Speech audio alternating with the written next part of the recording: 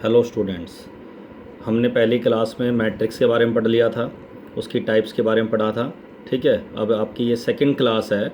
इस second class में हम मैट्रिक्स के ऑपरेशंस के बारे में पढ़ेंगे। ठीक है, ऑपरेशंस ऑन मैट्रिसेस। ठीक है, बेसिकली हम मैट्रिक्स के साथ क्या कर सकते हैं, उनको ऐड करना, सब्ट्रैक्ट करना, मल्टीप्लाई करना। ठीक है, तो उनके ऑपरेशंस के बारे में पढ़ेंगे। तो सबसे पहला ऑपरेशन है जी हमारा एडिशन या सब्ट्रैक्शन। एक बात ध्यान रखना, जब हम ऐड करना है हमें, अगर हम सब्ट्रैक्ट करना है, तो उनका ऑर्डर जो है मैट्रिसेस का वो हमेशा क्या होना चाहिए, सेम होना चाहिए, इक्वल होना चाहिए।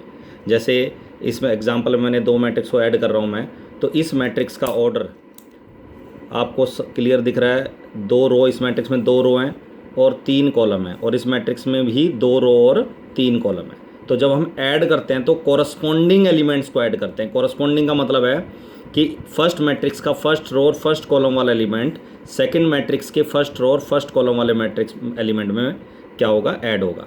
मीन्स 3 में 5 ऐड करेंगे, 2 में -1 ऐड करेंगे, -5 में 4 ऐड करेंगे। क्लियर है यहाँ तक? तो ये इनको 4 को 3 ऐड करेंगे, 7, 6 -5 1, 7 + 6 13। ठीक है, तो एडिशन का मतलब है कॉरस्पॉन्डिंग एलिमेंट्स को ऐड करना। अब आता है जी सब्ट्रैक्शन।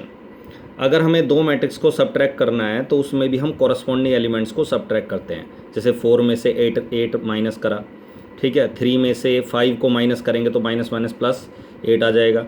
-1 -3 -4, 6 -4 that is 2। क्लियर है यहाँ तक? एडिशन में कुछ बातें हैं छोटी सी, वो ध्यान रखनी है कि जब हम दो मैट्रिक्स को ऐड करते हैं, A + B करते हैं, ए को पहले लिख के बी, ए को फर्स्ट पहले लिखेंगे, बी को बाद में लिखें, या बी को पहले और ए को बाद में, दोनों को ऐड करने पर रिजल्ट सेम आता है। That is called commutative law. इसको हम कम्यूटेटिव लॉ बोलते हैं, A + B = B + A। इसी तरह एसोसिएटिव लॉ हमने 11th क्लास में पढ़ा था, सेट्स चैप्टर में। ठीक है, कि अगर हम ए में बी को ऐड करें, उसके बाद सी ऐड करें, या पहले बी सी को ऐड करने के बाद उसमें ए ऐड करते हैं तो बराबर आता है। That is associative law. It means matrix addition के ऊपर कम्यूटेटिव एंड एसोसिएटिव लॉ दोनों एप्लीकेबल हैं। क्लियर है? अब आता है जी मैट्रिक्स की स्केलर मल्टीप्लाई। स्केलर का मतलब होता है कांस्टेंट वैल्यू। तो किसी भी कांस्टेंट वैल्यू से मल्टीप्लाई करेंगे। अगर हम 3 से मल्टीप्लाई करना चाह रहे हैं तो 3 को हर एक एलिमेंट से मल्टीप्लाई करना है। जैसे 3 × 4, 3 × 5 15, 3 × 7 21, 3 3 जा 9। इसी तरह किसी में कोई मैट्रिक्स हमें गिवन है और हमें ज़रूरत है उसमें से कुछ एलिमेंट्स कॉमन निकालने, कोई नंबर कॉमन निकालने की। तो अगर किसी नंबर को कॉमन निकालना है, जैसे हमें देखना है हर एक एलिमेंट में से क्या कॉमन आ रहा है। अगर हर एक एलिमेंट में हर एक नंबर में से कोई भी नंबर आपका कॉमन आ रहा है तो उसे हम कॉमन निकाल सकते हैं। क्लियर है? अब आता है जी सबसे इंपॉर्टेंट टॉपिक है बेटा ये। अगर ये आ गया तो समझो ये पूरा चैप्टर क्लियर हो जाएगा आपको। That is matrix multiplication.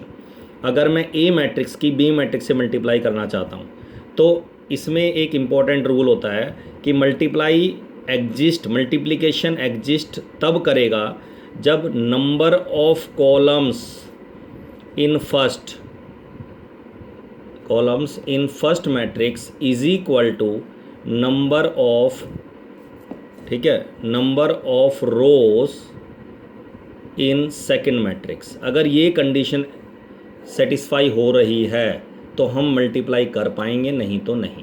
Clear है यहाँ तक? जैसे फॉर एग्जांपल इस एग्जांपल में मैंने इसमें कॉलम फर्स्ट ए के कॉलम है n और बी की रो कितनी है n, मैंने यहाँ सेम लिया है। तो ये दोनों अगर इक्वल हैं, क्योंकि इस एग्जांपल इक्वल है, इट मीन्स a × b या ए बी एग्जिस्ट। और जब मल्टीप्लाई करने के बाद नई मैट्रिक्स आएगी उसका रिजल्ट भी ये दोनों मैट्रिक्स ही डिसाइड करेंगे। पहली मैट्रिक्स में जितनी रो हैं तो उतनी ही जो रिजल्ट आएगा उसमें रो होंगी, और जितने सेकंड मैट्रिक्स में कॉलम हैं जितने, उतने ही ए बी मैट्रिक्स के कॉलम बनेंगे। मींस जो मल्टीप्लाई करने के बाद नई मैट्रिक्स आएगी उसकी रो पहली मैट्रिक्स से डिसाइड होंगी और उसी के कॉलम सेकंड मैट्रिक्स डिसाइड करेगी। क्लियर है यहाँ तक? तो ये एक इंपॉर्टेंट रिजल्ट है, ये हमेशा ध्यान रखना है।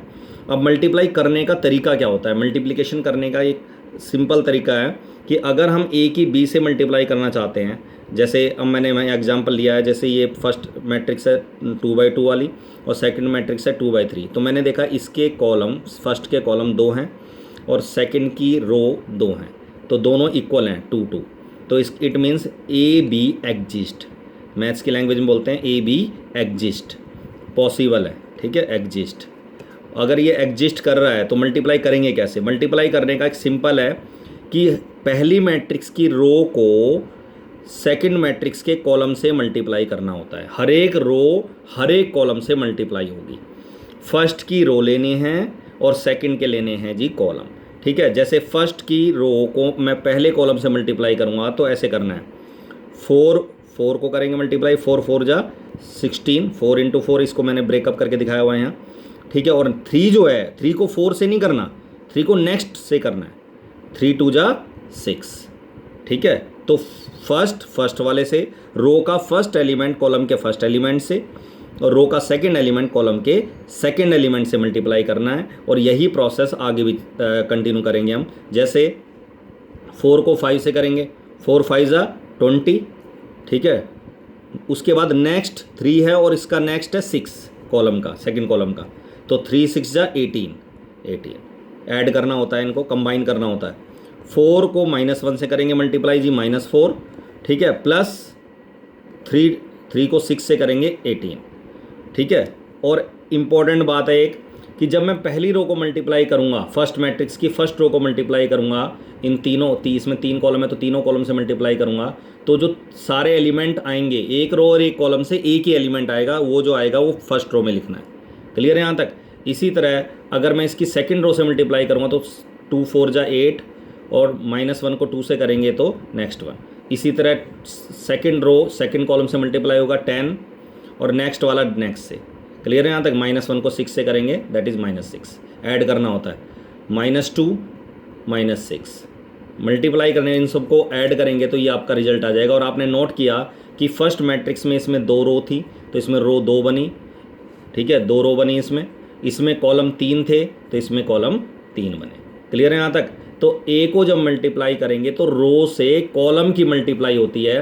पहली मैट्रिक्स में जितनी रो हैं उतनी बार मल्टीप्लाई करेंगे, और सेकंड कॉलम में जितने कॉलम हैं, सेकंड मैट्रिक्स में जितने कॉलम हैं उतनी बार मल्टीप्लाई करेंगे। क्लियर है यहाँ तक? और एक रो एक कॉलम से एक एलिमेंट मिलेगा हमें, एक रो एक कॉलम से एक ही एलिमेंट मिलेगा, जैसे 22 आ गया, ठीक है। इसी तरह फर्स्ट रो को सेकंड कॉलम से मल्टीप्लाई करके 38 आ गया, तो एक रो एक कॉलम से मल्टीप्लाई करके ये आ गया। अगर मैं इन दोनों को चेंज करूं, ए को बी से मल्टीप्लाई करा मैंने, अगर मैं बी पहले बी लेता हूं और बाद में ए लूं तो इसके अंदर क्या होगा, देखो ज़रा, बी पहले लिया मैंने और ए बाद में लिखा, तो इसका ऑर्डर है जी 2/3, और मैंने देखा इसका ऑर्डर दूसरे वाले का 2/2 है, तो इसके कॉलम फर्स्ट के कॉलम सेकंड के रो के बराबर नहीं है, तो it means this type of multiplication does not exist. तो मल्टीप्लाई ध्यान रखना है कि अगर ज़रूरी नहीं है कि अगर मैं ए की बी से मल्टीप्लाई कर पाऊंगा तो ज़रूरी नहीं कि बी की भी ए से मल्टीप्लाई हो। तो ये बात इंपॉर्टेंट बात है, ध्यान रखना इस चीज़ को, ठीक है बेटा।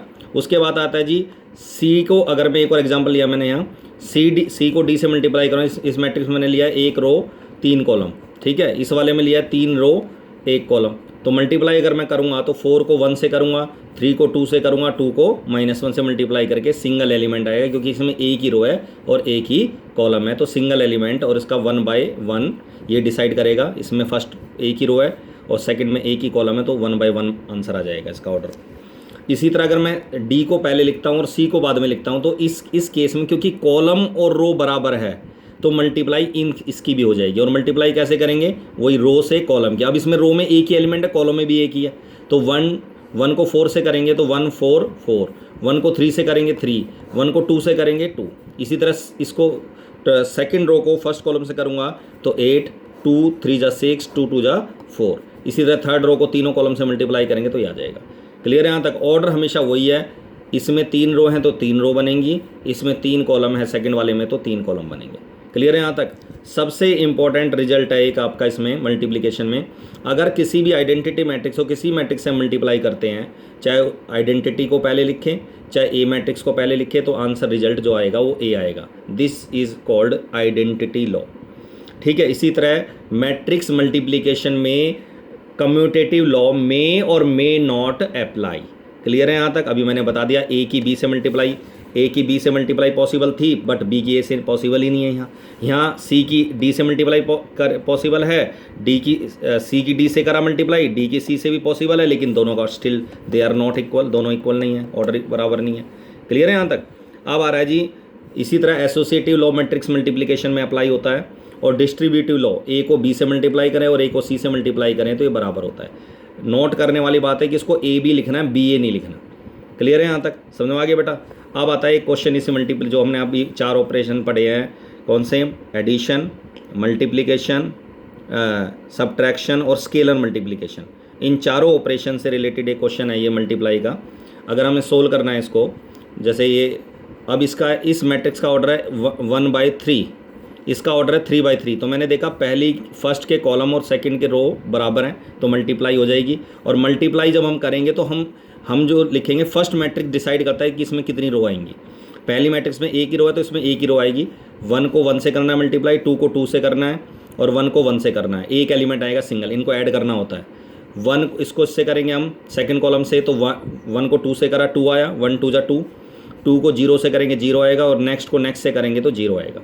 इसी तरह इसी थर्ड कॉलम से करेंगे इसको मल्टीप्लाई, तो 0 + 2 + 2, ये फर्स्ट मैट्रिक्स आ गई, इन दोनों की मल्टीप्लिकेशन आ गई है ठीक है। उसके बाद आता है जी, इनको ऐड कर दिया मैंने तो ये नई मैट्रिक्स आ गई। ध्यान देने वाली बात है कि इसमें एक रो है और ये 1 2 3 कॉलम है, तो इसका नया अब ऑर्डर आ गया जी मल्टीप्लाई करने के बाद 1/3, और इसका ऑर्डर है 3/1। तो मल्टीप्लिकेशन इन दोनों के भी पॉसिबल है। मल्टीप्लाई वही रो से कॉलम की करेंगे तो एक ही एलिमेंट आएगा हमारे पास, 0 + 2 2 जा 4 + 4x। और हमने देखा एक इंपॉर्टेंट बात है, ये जो लिखा हुआ है इधर =2 में मैंने, ये क्या है? ओ का मतलब होता है जीरो मैट्रिक्स। मैंने लास्ट क्लास में बताया था टाइप ऑफ मैट्रिक्स में, ये जीरो मैट्रिक्स है। इस दैट मीन्स इस मैट्रिक्स का हर एलिमेंट क्या होगा? 0। लेकिन मुझे इसका ऑर्डर जो डिसाइड करना है वो लेफ्ट साइड से डिसाइड करना है। लेफ्ट साइड में है 1/1 वाली मैट्रिक्स आई है, एक रो है और ये एक ही कॉलम है क्योंकि ऐड हो रहे हैं ये तीनों, तो एक रो एक कॉलम है। तो इसका राइट हैंड साइड में भी जो जीरो मैट्रिक्स है, इस जीरो जो लिखेंगे हम यहाँ, वो 1/1 वाली मैट्रिक्स लिखेंगे। और जब दो मैट्रिक्स इक्वल कब होंगी? जब उनके कॉरस्पॉन्डिंग एलिमेंट इक्वल होंगे। ठीक है, तो इक्वल कब होती हैं दो मैट्रिक्स? जब उनके एलिमेंट्स इक्वल हैं। तो इन दोनों को इक्वल रख देंगे, 4 + 4x = 0, 0 के बराबर रखेंगे तो 4x = -4 और x की वैल्यू क्या आ गई? -1। क्लियर है यहाँ तक? ये आपकी सेकंड क्लास है, छोटी छोटी क्लास बनाऊंगा बेटा।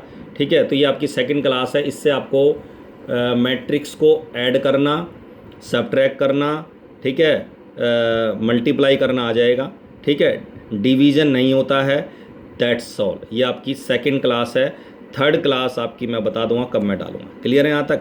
ठीक है, इतना आपको समझ में आ जाएगा। इनके कुछ सॉल्यूशंस क्वेश्चंस की भी मैं तुम्हें वीडियो बना के डालूंगा, वो मैं बता दूंगा आपको। ठीक है बेटा, दैट्स ऑल।